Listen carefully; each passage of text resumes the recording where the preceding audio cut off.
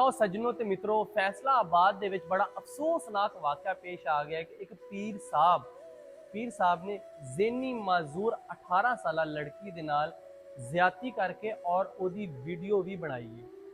जनाब वाक़या कुछ इस तरह पेश आंदा कि हजवेरी टाउन जिहड़ा कि शेखुपुरे रोड ते एक छोटी जी मतलब एक कॉलोनी है।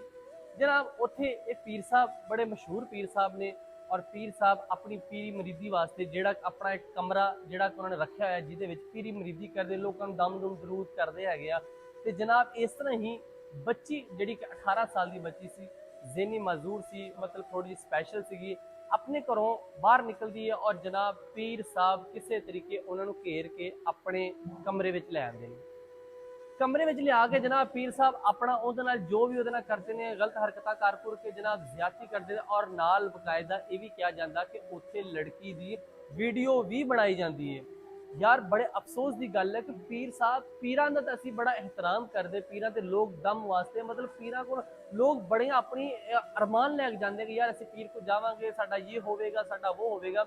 इस तो पहले एक गल दसी जाए, झुमरे का इलाका सीगा जिहदे विच पीर साहब 4 महीने एक लड़की दे नाल ज्यादती करते रहे और उस तो बाद वो लड़की प्रैगनेंट हो गई। उस तो बाद जनाब उन्होंने थाने वूमैन दे विच ओदी FIR दी।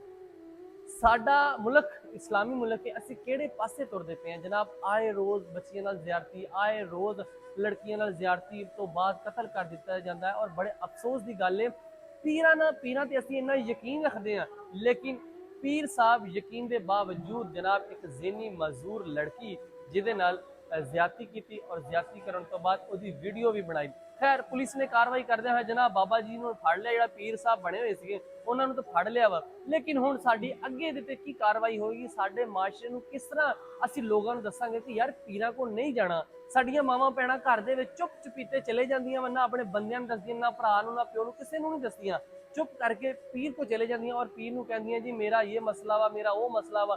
ते पीर साहब अपने मसले उन्हां दे ठीक करन दी बजाय अपना मसला खोल के बह जांदे ने। ते मेरियां भैणों भराओ जिन्ने भी है ना, पीर साहब तो जाण तो पहले एक बार वीडियो देख लो की वाकया हो रहे हैं। पीर साहब किस तरह लोगों दी इज्जत लुटते पे ने, ते पीरां को जाण तो थोड़ा जिहा दूर रवो, तुहाडी मेहरबानी होएगी।